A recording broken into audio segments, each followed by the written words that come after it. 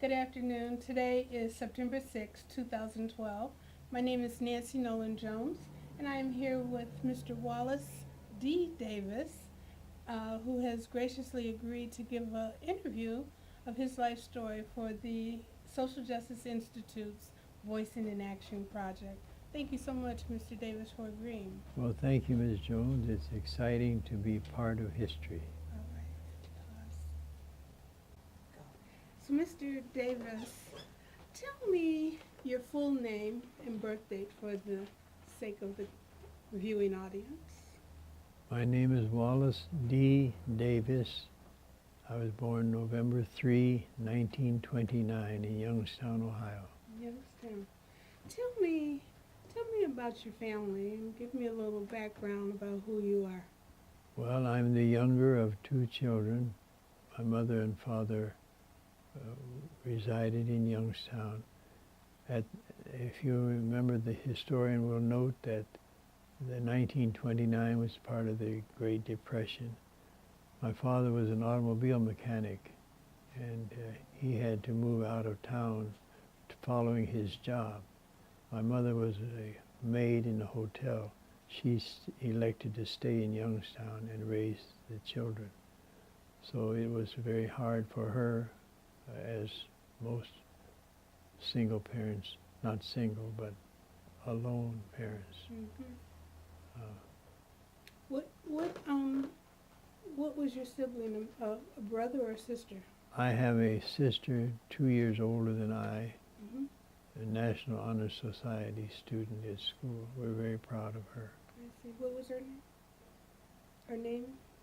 Thelma Louise Young, now Young. No, Davis Young, right? Correct. I see. Well, can you tell me what was the Depression? You know, we hear a lot about that time, and I know it was difficult. Were you in elementary school, and what kinds of, how did it impact your family life, and what was life like for you? Did you feel it? I remember vividly pulling a little red wagon to the warehouse where we received government food similar to relief. No, we called it relief, similar to welfare now. And we would go there, and my job was to pull the little red wagon when we got the government food. So they would actually give you the food there? That is correct. I see. And Was it enough? well, we survived. Mm-hmm. And About how old were you then? oh dear, now I have to figure out 6, 8, 10. So did you go alone? No. It was a family children experience. And we did that until probably 1941 or 2, when the World War II started, and things looked a lot better for us then. My mother got a job working at Ravenna Arsenal, and she had a regular paycheck, and we were able to eat a little better, and then we got up and running from there. What was school like for you? School was all right for us. We studied, and my sister won a spelling championship for the school, and I did mine, I think the following year. But she went on to be a National Honor Society student, and I just went on. Was it an integrated school? Oh yes. We were all there, and we were all broke. Now, I didn't say poor, because I think poor is a state of mind, but we were all relatively broke. And we all got along because we were all in the same boat. Mm-hmm. And we didn't have any trouble, But any and racial your neighbors trouble. were of different nationalities? Well, they were Caucasians, and we didn't have any problem with them at all. That really sounds quite different from a southern story. So when you lived in the same community and went to school with the with diversity, as we call it now, then there were no instances that you can recall that. Okay, good. No, not until we went into well, let me back up. The school system merged, and they would close one school and then we would go to another school. And we had a few brief moments of discomfort. But after we sort of set the rules, we got along with everybody. And tell me, how did you set those rules? Well, let the other people know that we were not going to tolerate any foolishness. Did that start with your mother, or was it from student to student? No, no, I'm speaking of our conduct in school. Okay. That's interesting. So tell me about, what was Sunday like for you? Did your family go to church? Sunday, oh yes, we went to church Mm-hmm. every Sunday. We dressed up in our best clothing, and we all went to church. What faith are you? Well, I left You ready? ready. Okay, when you went to church, what church did you attend with your mother? Well, we went to Third Baptist Church and Oak Hill Avenue AME Church. I would probably identify Oak Hill AME Church as my church. So that's where I think I went. Some parts of the family were in the Baptist church singing in the choir. But I remember going to the Oak Hill Avenue AME Church. And from there we started a Boy Scout troop under Mr. Graham Lynch. And it was Boy Scout Troop 3. And I have fond memories of going camping with Mr. Lynch and the boys in our group. So, what kinds of activities were you involved in school? As we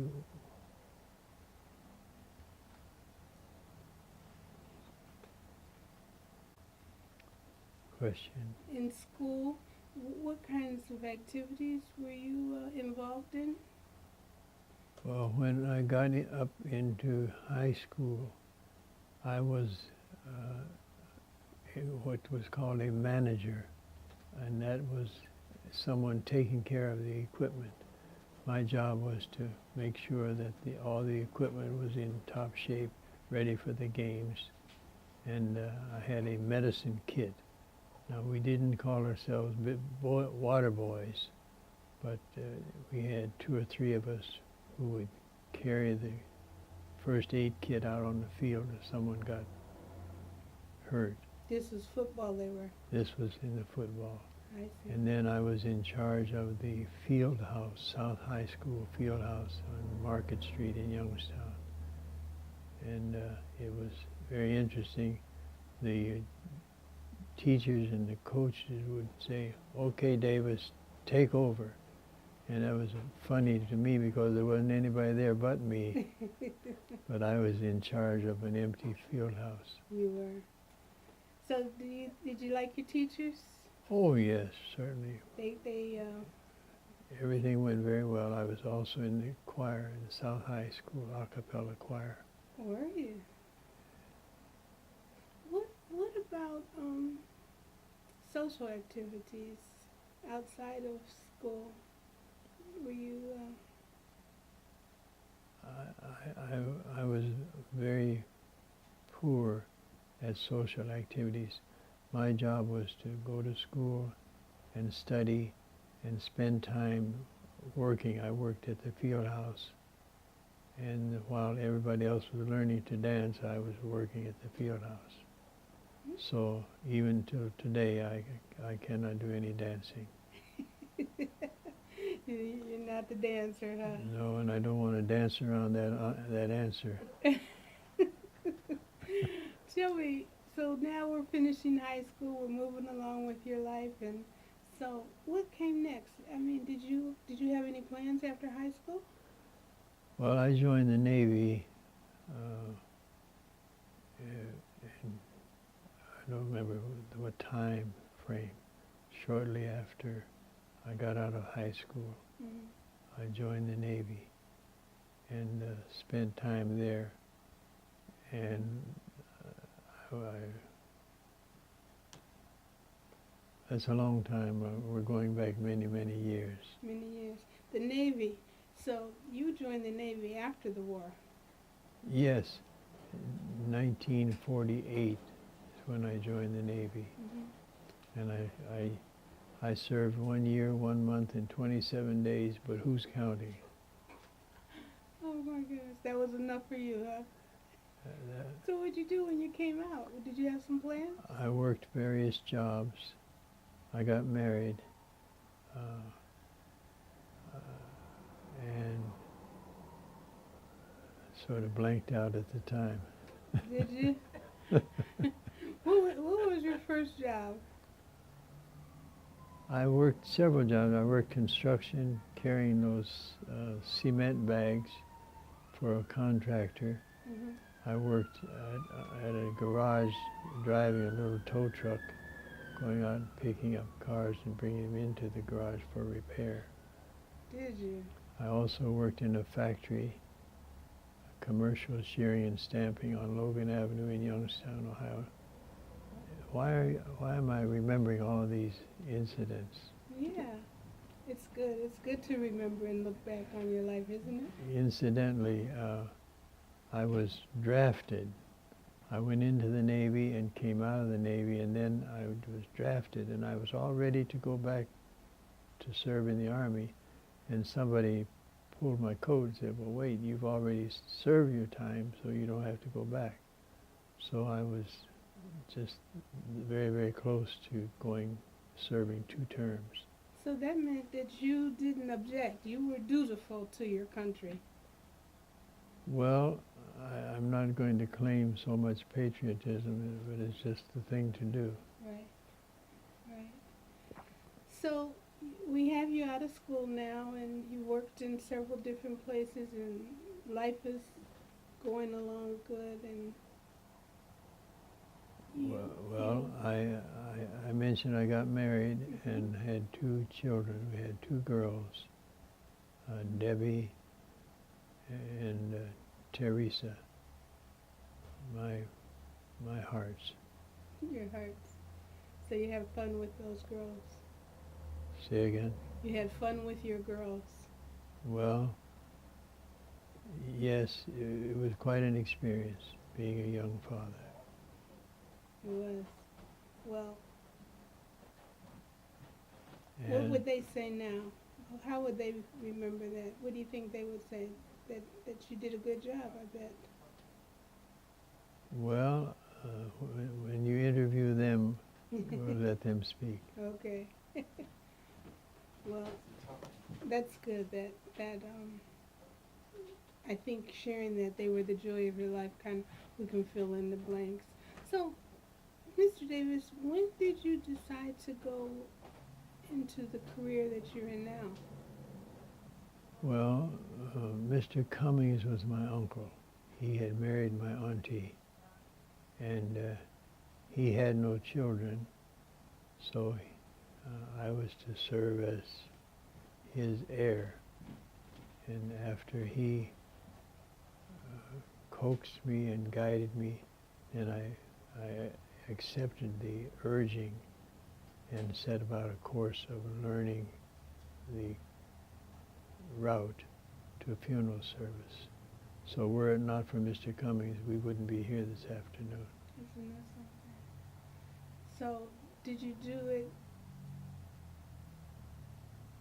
it was something obviously that had not really crossed your mind, but was it something you look forward to doing? Oh, absolutely, absolutely. Mr. Cummings had an old Ford, and when he came to visit us, oh, we thought he was just the cat's meow. Mm-hmm. And so I eagerly embraced his urging to go to school and go to embalming school and become an undertaker. Well, in that time period, that was about what year?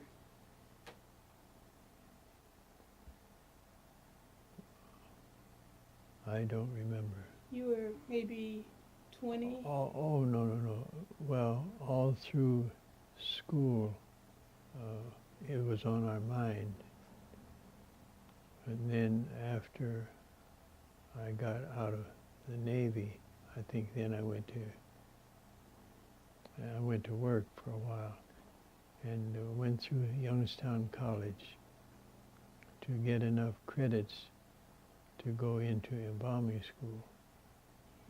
And embalming school was 1 full year. Then we take state board examinations, and I came to work for Mr. Cummings, Uncle Paul. I was going to ask you, did you call him Mr. Cummings or he was Uncle Paul? I call him the boss. Okay. All right. So he was a good teacher for you? Oh yes, he is excellent.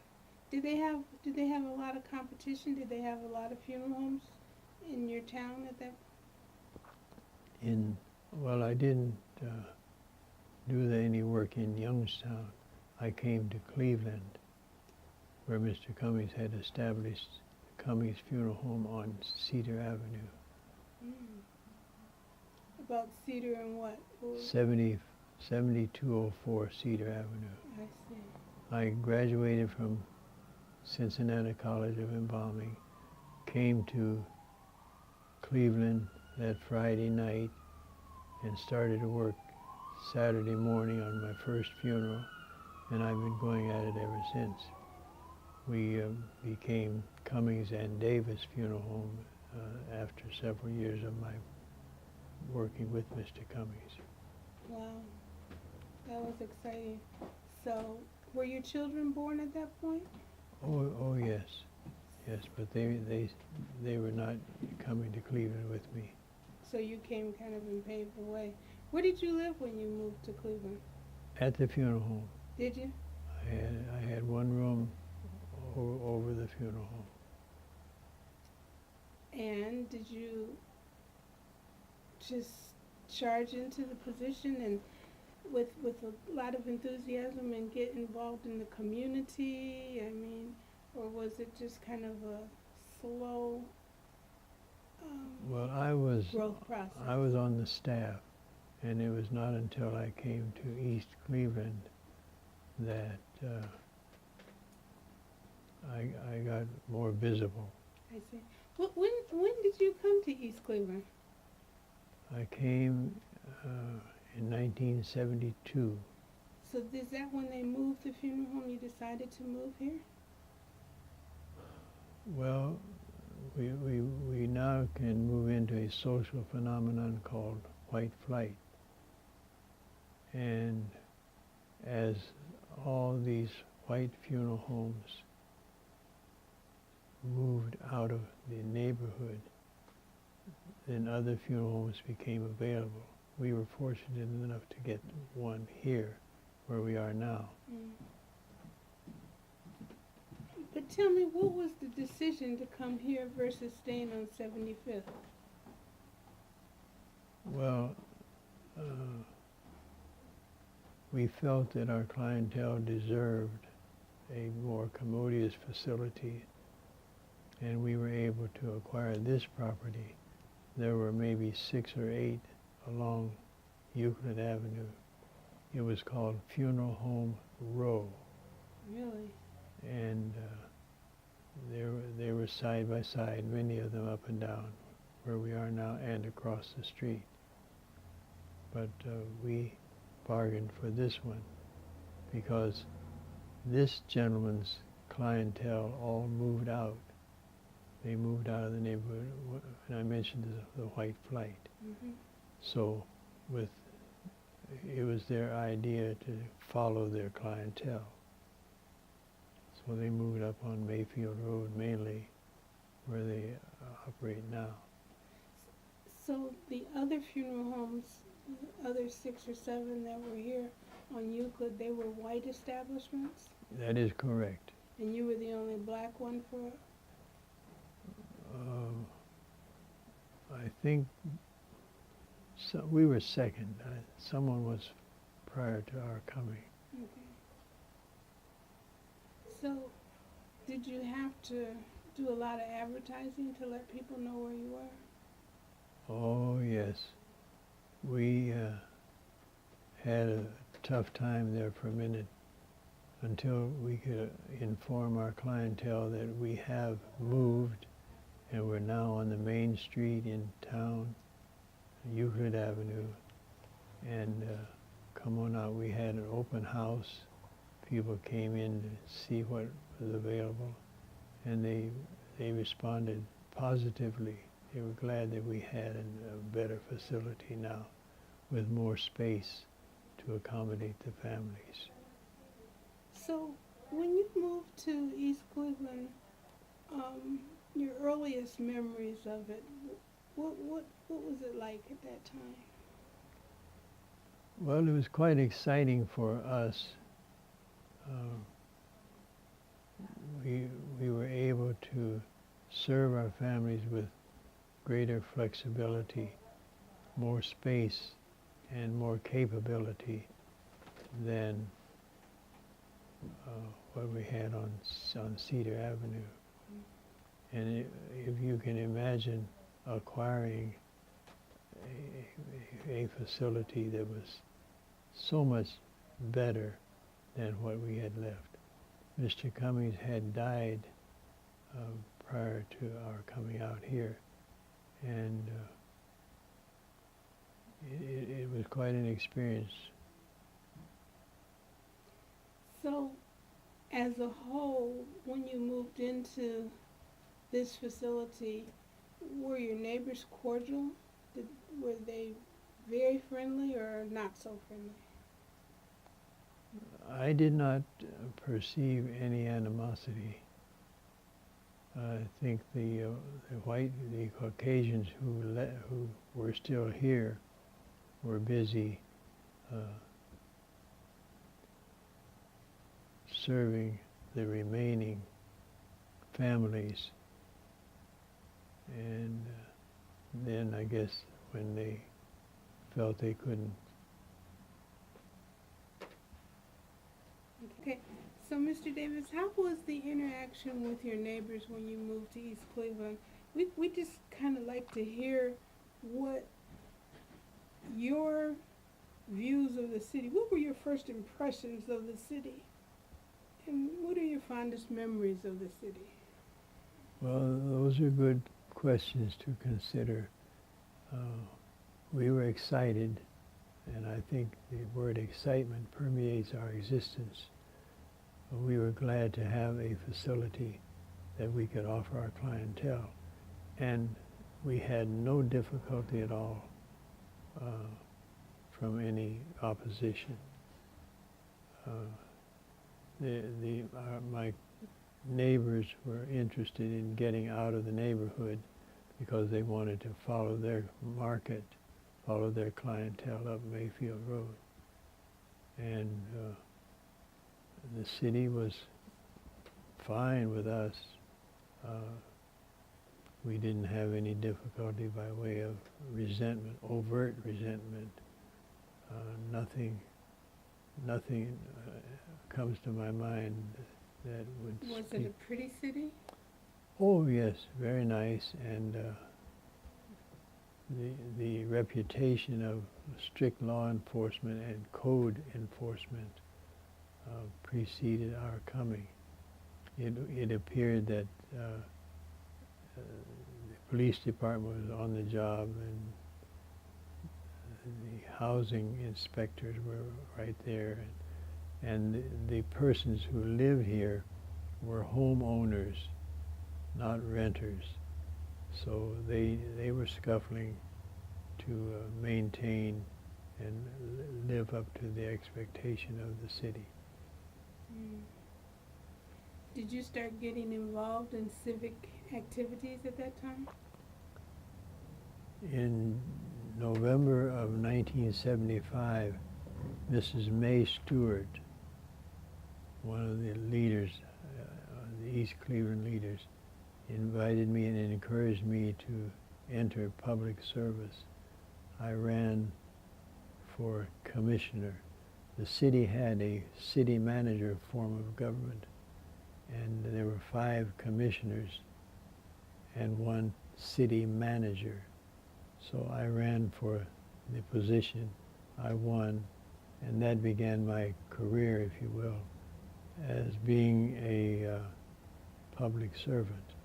I never called myself a politician because I was committed to serving the public. Therefore, I was a public servant. I had, I believe, 12 years on the legislative body, on the commission, and on the city council prior to my running for mayor when the city changed the form of government from city manager form to a strong mayor council form. What do you think prompted that decision to change forms of government? There was an active cadre of persons who felt that a mayor was closer to the people than a city manager would be.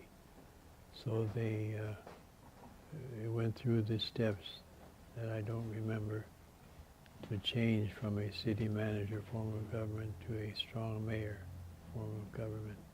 I was asked to be a mayor, but I did not feel that I had the capability at the time.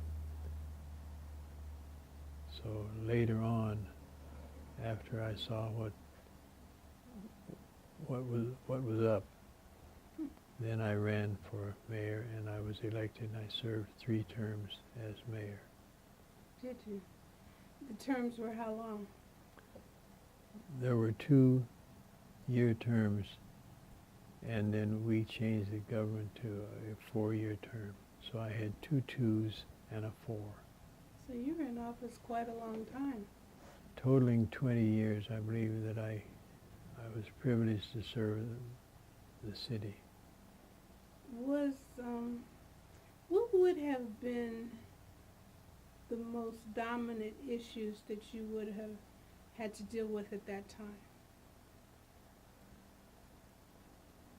Well, probably allaying the apprehensions of the certain residents that we were not a threat. We, the people, were not a threat to them.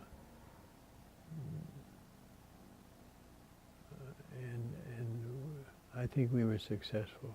You were successful. What did city council and the mayor, was there was a cohesive relationship at that time? We had periods of differences of opinion. It was, I think, difficult for some of our residents to embrace the concept of a mayor versus a city manager. We were able to, I was anyway, able to communicate with my people. And I like to say my people because I love public service, and being elected mayor enabled me to do things for people that I could not do as a city manager.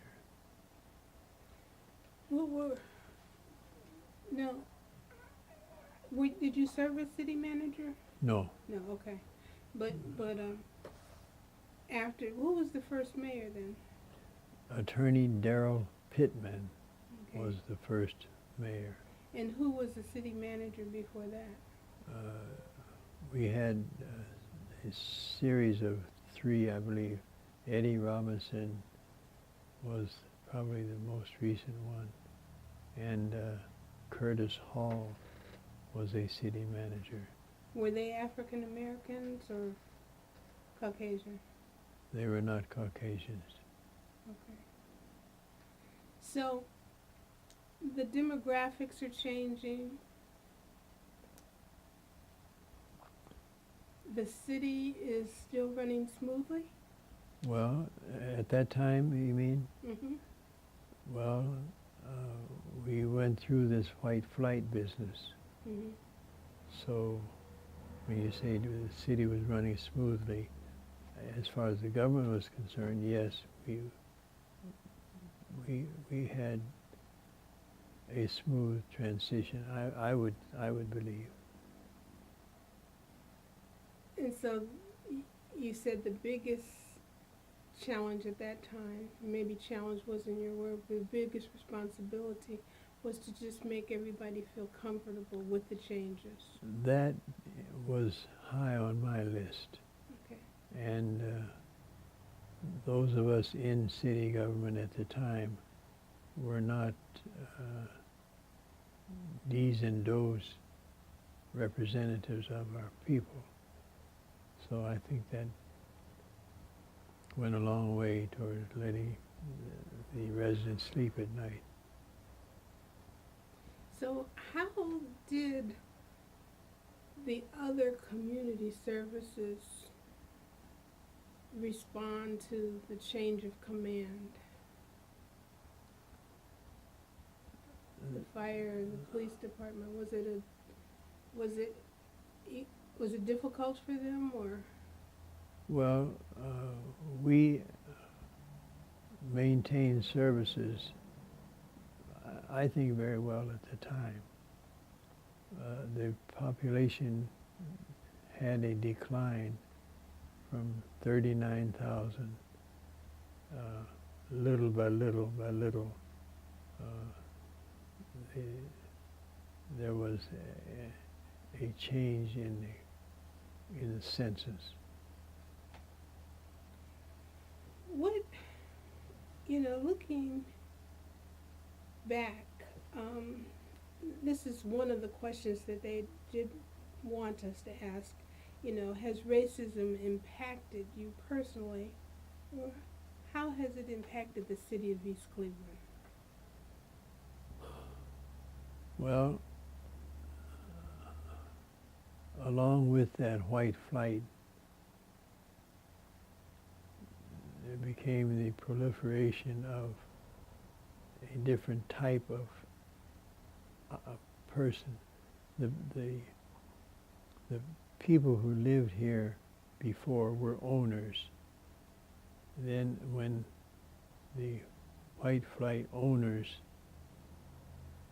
abandoned their homes, then renters began coming in along with some of us owners. And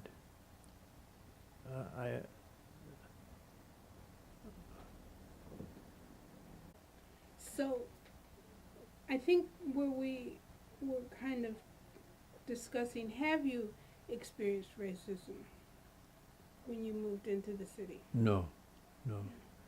It has not affected us overtly. As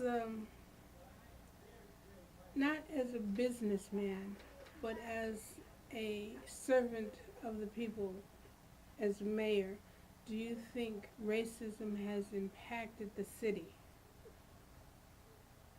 No, I don't think so.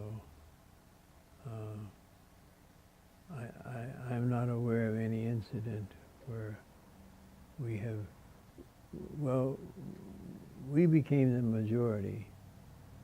We the people became the majority. We are the most densely populated municipality in the country, behind one other small city. And thanks to Congressman Lewis Stokes, we were able to get a different rating from the government, and we got money that we could use to kill that. Okay, so you're saying that we were a densely populated city, second to, who was number one? East St. Louis Uh-huh. was more densely populated, but we were second, and due to the excellent representation of Congressman Lewis Stokes, we were able to get a different rating, which enabled us to have more money through Community Development Department, and we use that money for paving, resurfacing streets, working on low and moderate income housing, curing slum and blight conditions, and a litany of programs that we were able to take care of. When you moved into the city, I'm sorry, not moved into the city, but when you moved into your service as mayor of the city, what prompted you to make that decision to run for mayor? As I saw what my predecessor was doing, I figured I could do that also, and probably, well, at the time, I enjoyed a nice reputation. Kill that. So, I know that you have a lot of experience in this city, Mr. Davis. I know you have experience as a public servant and experience again as a public servant as a business owner. So, I want to know, have you felt any inequality as a black business in this city? No, I haven't experienced anything. I have not perceived any inequality. We have served our people professionally, and I have served as a mayor and a council person and a commissioner, and I've tried my best to take care of everybody in every capacity. In any of those roles, have you experienced any inequality? Have you felt, and it doesn't necessarily have to be a race thing. It could be just from your peers in the community. And if you haven't, that's a good thing. I'm not trying to say you have to have felt that, but have you felt maybe where people didn't value what you were trying to give? No, I wouldn't say that. Having spent so many years in public service prior to my becoming mayor, my clientele and my voters know that I was going to do the right thing when I attained these positions of responsibility. Mm-hmm. So when you ran for office, then a good turnout. People came out for you, right? They did. How many terms again did you serve? I served 3 terms as mayor. And those were 2-year terms? There were 2 2-year terms and 1 4-year term.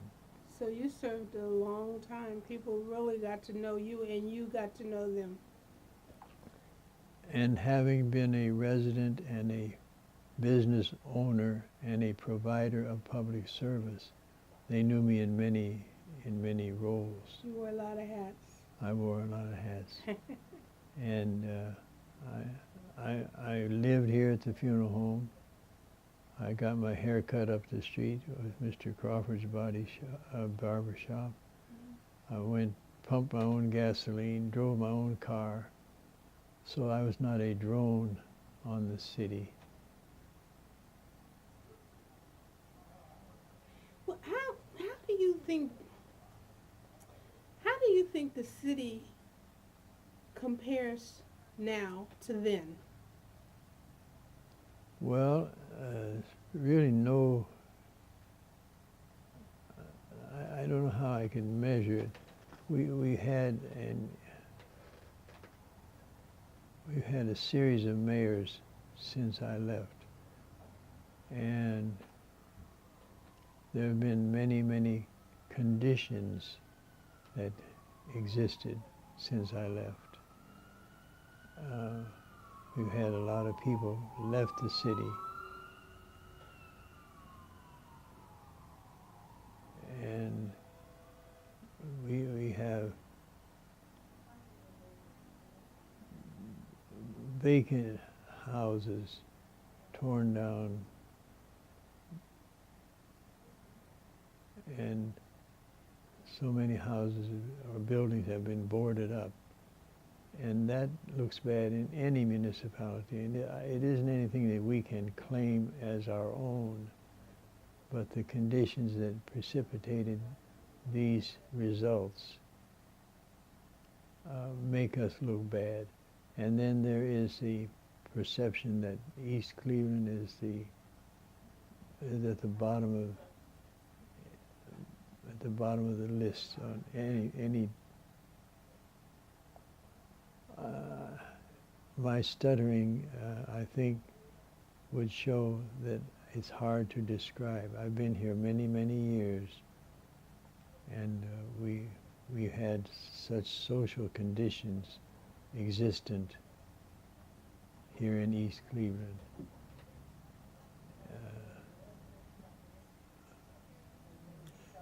One of the things that I believe, and this is just my opinion, but economics, it all boils down to economics. And if people don't have jobs, would you say that has a great impact? Well, unemployment is not anything that we can claim individually as only an East Cleveland condition. But we have a problem that that would make people, well, I don't know how to say that either. If everybody thinks that East Cleveland is the bottom of the pit, and I always took offense at that. The things that trouble East Cleveland could trouble any municipality. And we have to, not just in East Cleveland, but throughout our area, we have to help people live better. We have to make our city more attractive than it is. We have to, I think, well, I can't second guess the present mayor, because he is a busy little guy, and he's getting things done. And I can't say that he's doing things that other mayors would not do, but he's getting things done, and we're going to be a lot better, I think, because of his tendency in City Hall. And again, I have to be careful that I don't say that's an endorsement, because it's not my place at this juncture to endorse or condemn the persons in elected offices. Right. I definitely understand that. Can you remember instances when the community fought for something?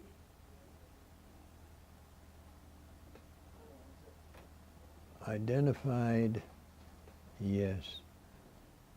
In general,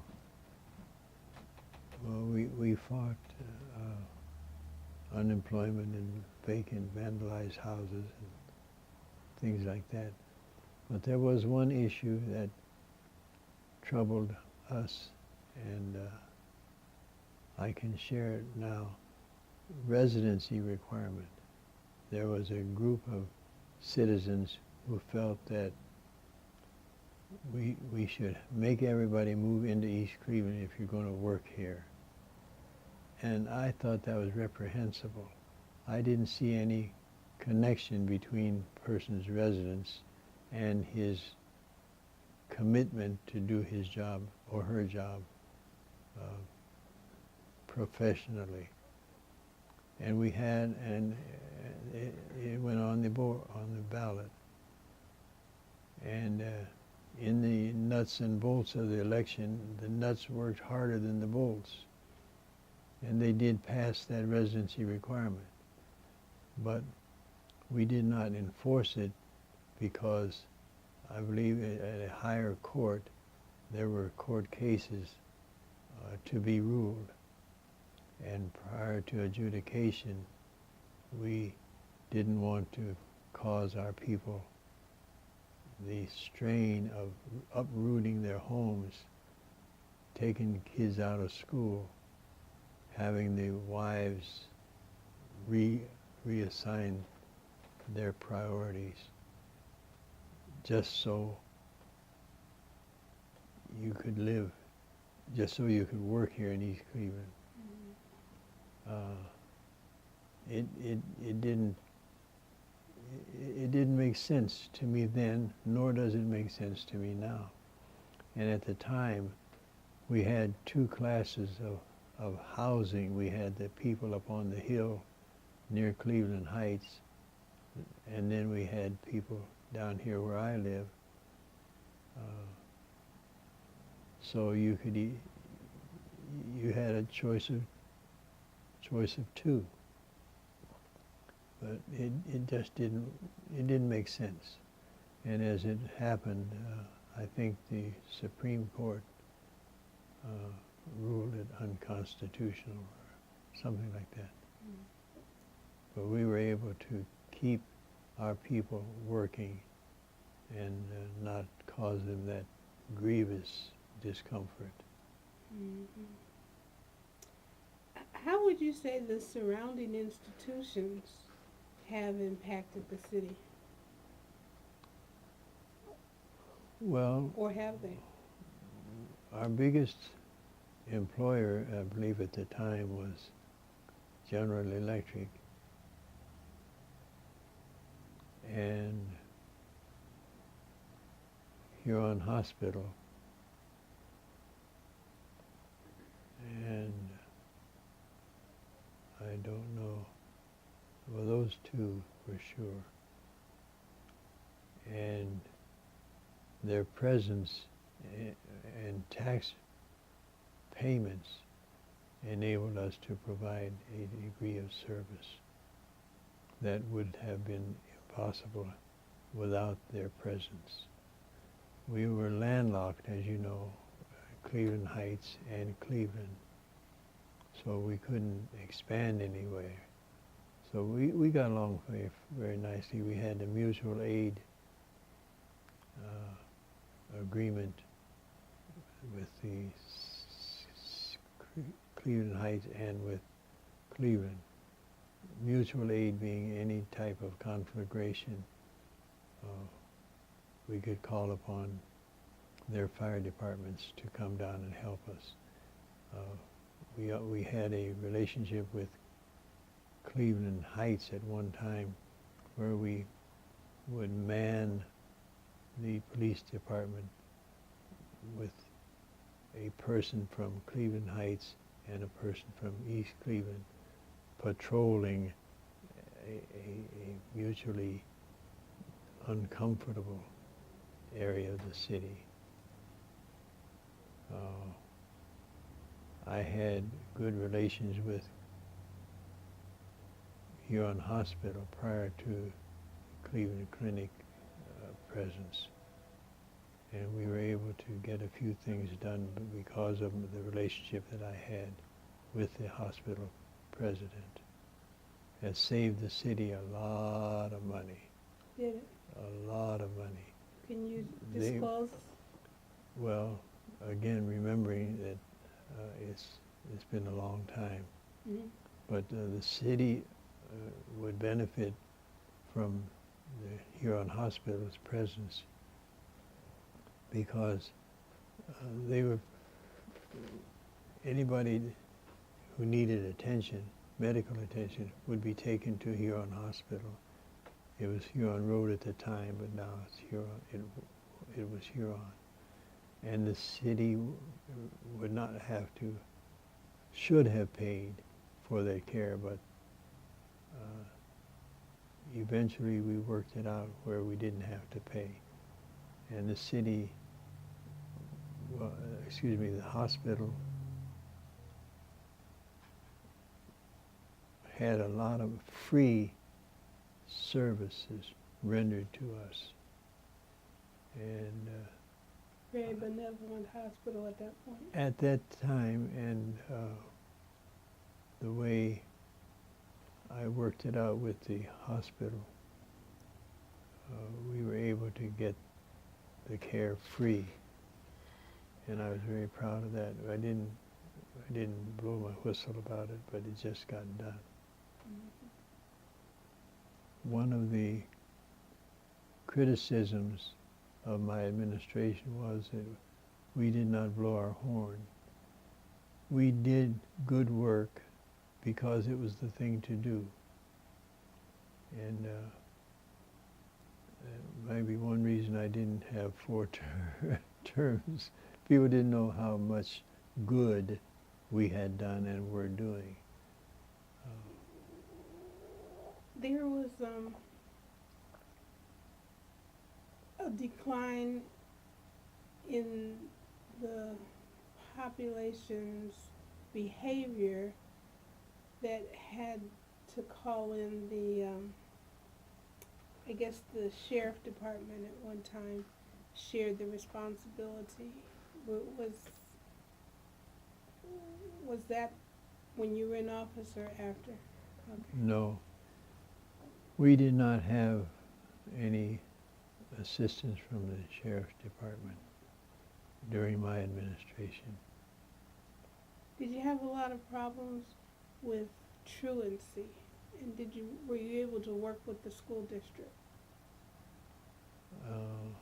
I don't remember all the relations that we had with the school system, but we were very proud of what our school personnel were doing with the conditions that they had to work with. So tell me, what's your favorite, maybe, I want to say spot, but what is your favorite landmark in East Cleveland? What would be your favorite landmark? Other than Cummings and Davis Funeral Home? Absolutely. Absolutely. That's first. What's the second That's one? first. What's the second? That's kind of hard.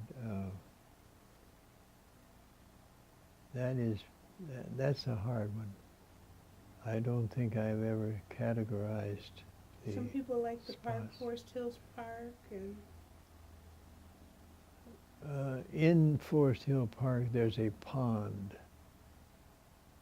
and there were, I think, those Canadian geese that had taken up residence in our pond area,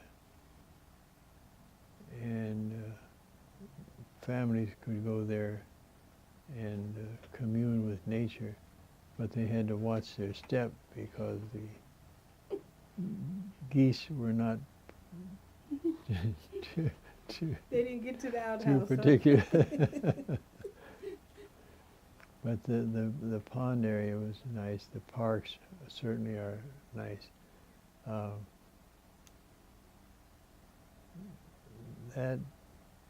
that I could name several favorite spots. General Electric complex Mhm. and Huron Hospital. These are viable entities that were producing for the city. And so any mayor or any administrator would be happy to name them as welcome and try to cultivate a warm, fuzzy atmosphere so they would stay here paying taxes that we could use to provide services for our folks. Right.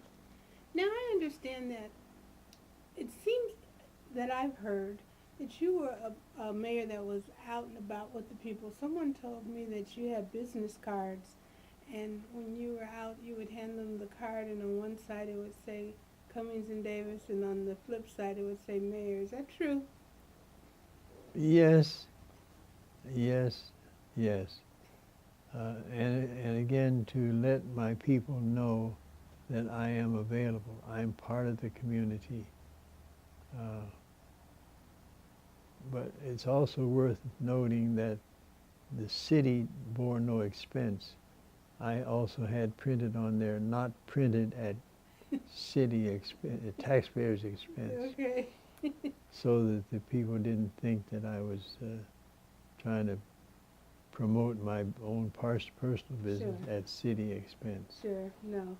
And I didn't take it that way. But what I did, the way I took it was the fact that you were a person who cared so much about your constituents that you were always out there with them, seeing what could be done. Would you say that? Oh yeah. Could you elaborate a little bit on that? Well, by listening to the people and finding out what's on their minds, and then we know to direct our energy to solve that particular condition. Mm-hmm. And then I've always been a worker, and I had no problem with going out to be with my people Mm-hmm. and let them know that I have been there and I have done that. I've helped, well, I don't want to blow my horn, but I've been part of the city. And there are other persons in the greater Cleveland area who were so happy that I was elected mayor because I knew how to communicate with other municipalities. I knew how to get things done. Would you say that's important to communicate with the Oh, other? yes. Oh, absolutely.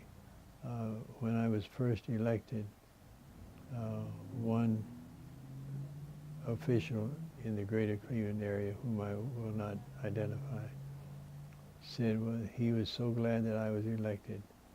East Cleveland finally did something right, were his words, Mm-hmm. because I knew how to respect everybody's position as related to other municipalities, other governmental entities. Mm-hmm. I was involved with the County Planning Commission and the Ohio Municipal League. I was with RETA and the Regional Income Tax Agency, that is, and Issue 2 Committee for general repairs throughout the community, throughout the county. I have a litany of associations that I experienced, bringing East Cleveland more than a modicum of respectability and recognition, because I wanted them to know that we're back and we know how to get along with everybody else. At the time of my leaving office, I was president-elect of the Ohio Municipal League. I was at the time on a policy committee of the National League of Cities, a policy committee of the U.S. government, United States, what are they? Oh gee, I hope, I can't think of it. Anyway. What was your relationship, was it under your tenure that, or it probably was before your tenure, that Congressman Stokes was able to get a special classification, I guess you would call it? Good word. I don't remember what time of my tenure that was, because he did so much and we owe him so much, because he really took care of us, and he'd be my friend for life. It's good. When you say really took, the classification was one thing, but would there be, say, earmarked dollars that he could send this way to help with the, well, I'm sure, operations? I'm sure during his appropriation activity, he embraced the problems of East Cleveland. What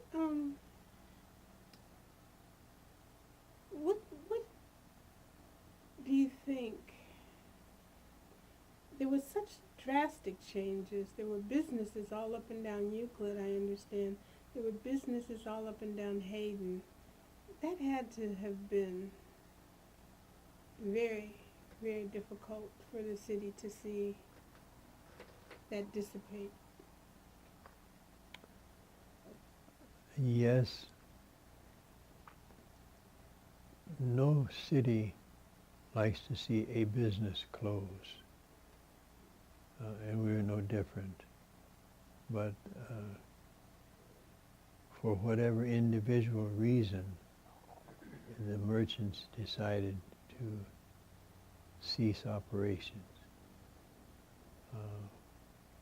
It may have been in part because of the departure of the clientele, of the customers, excuse me. Mm-hmm. And if they didn't have enough business, of course they have to close. And it boils down to economics, huh? And that's true. I stress, it isn't an individual, unique problem. It happens all over. When your customers leave you. Well, when I'm a visitor to the city, I don't live here. One of the things that we hear a lot about from a historical perspective is when Rockefeller was here. But it seems to me that there's been a lot of life in this city after Rockefeller, and what would you say to that? What would you have people to know? Well, he left before I got here. But having been a resident of East Cleveland, he made his mark, certainly, as we all would like to leave a nice impression. But his neighborhood houses up there on the hill, which I understand he had built for his management personnel, and he had his own residence up there on the hill. But for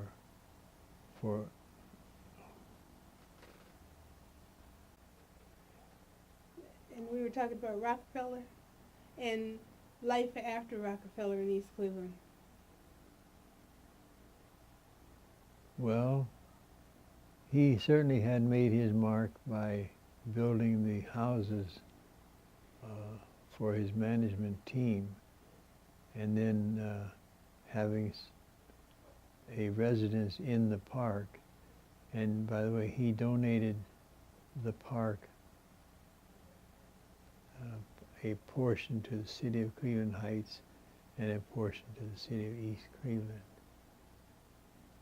And I think there was some caveat that it had to remain that way. I don't think we were able to make it commercial. There were certain rules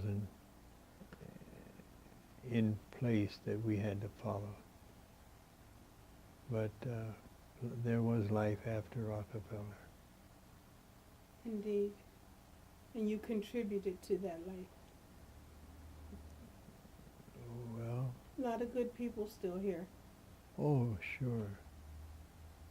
Sure. And the area up on the hill is probably the most desirable area in which to live. You know, I've had the privilege of serving on committees, and I hear a lot of talk these days about University Circle moving this way.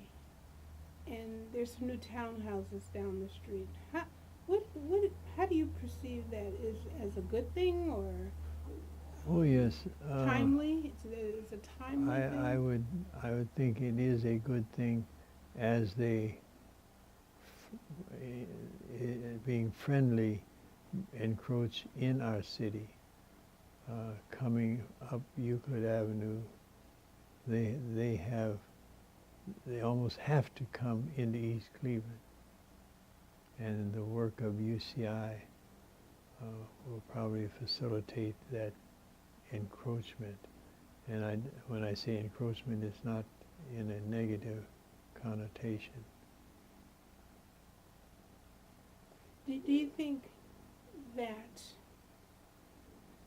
there would be a lot of responsibility on the sitting administration to make sure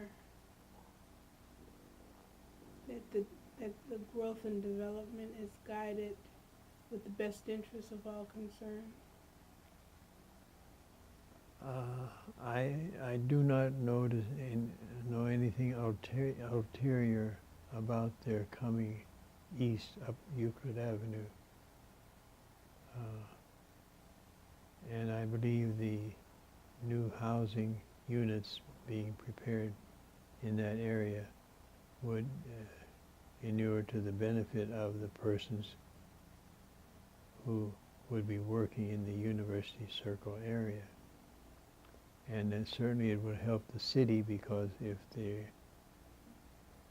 there's a taxation issue, the new people coming into the townhouses would be workers. What I have always said is producers. East Cleveland had a proliferation of non-producers, persons who needed city services but were not putting anything into the pot. And you certainly could not discriminate against them for whatever reason they were non-producers, be they welfare type persons, senior citizens, or just people who are temporarily non-producers. But with the development of this University Circle area, I would suspect that they would be producers, and the money generated through taxation would enable us to do more for the non-producers. That had been a challenge even prior to my being mayor. So, And again, I have to be careful that I make sure there was no discrimination against the non-producers, because we had, I believe, a 70%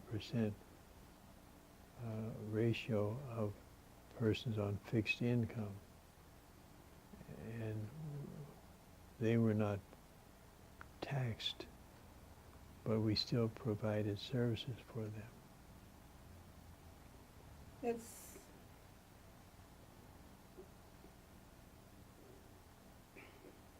a positive thing. What would you say your vision for the future of East Cleveland would be? Is there any specific area that needs addressing more than the other, and then the overall vision? we can't go anywhere but up. And with the development up along this part of Euclid Avenue, that's a big help. As we work on the perception that many people have of East Cleveland, unfortunately, the media thrive on negativism, and that isn't an East Cleveland phenomenon. Right. So we have to work on image enhancement,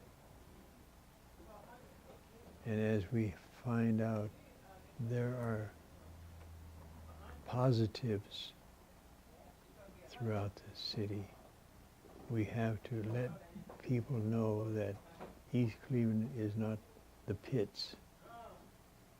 We have negative conditions, yes. We have positive potential, absolutely. And as we speak, things are happening and will continue to happen.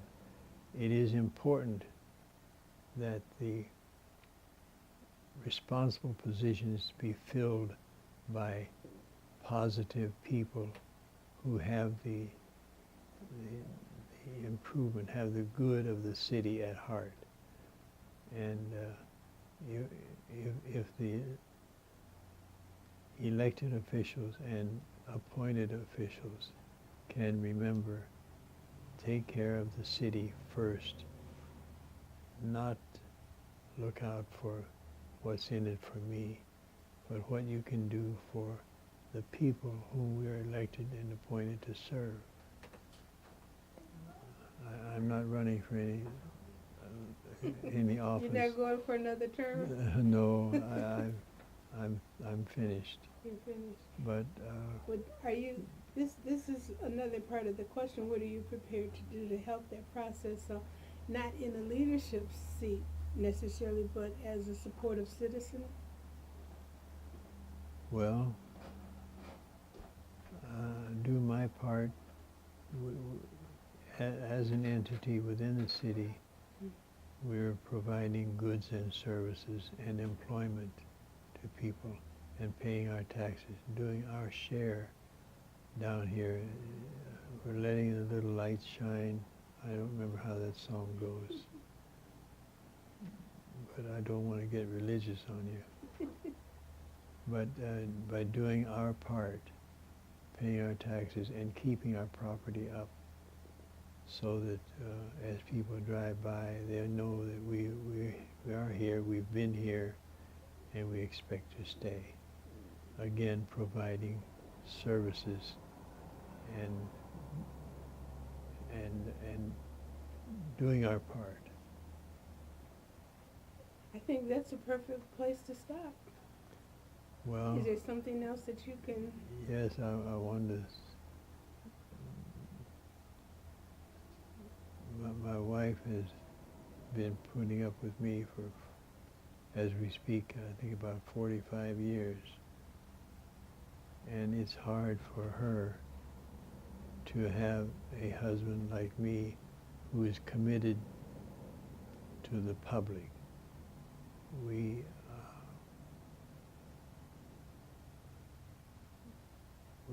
live right here at the funeral home, and she has to take a back seat many times when I had a meeting or I had been called out to address someone's concern.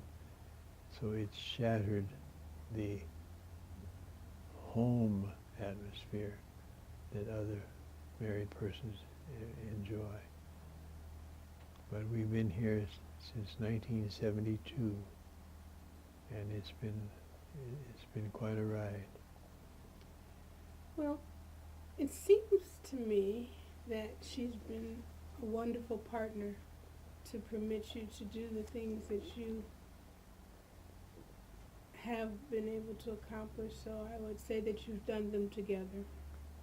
Well, I'm grateful that I met her. May we go and continue? Well, I think we could wrap it up here. All right. Well, I salute her for her allegiance to me and my people. Thank you. Thank you so much for sharing your thoughts and views on your life story. Well, as I mentioned, I'm honored that you thought I had something to say. I'm sure as we go over this, we'll say, well, we should have said something about that. Yeah, that's how it always goes. But You know, but come I back thank for you. part 2. All right. Okay. But I look forward to continued relations with University Circle. Thank you.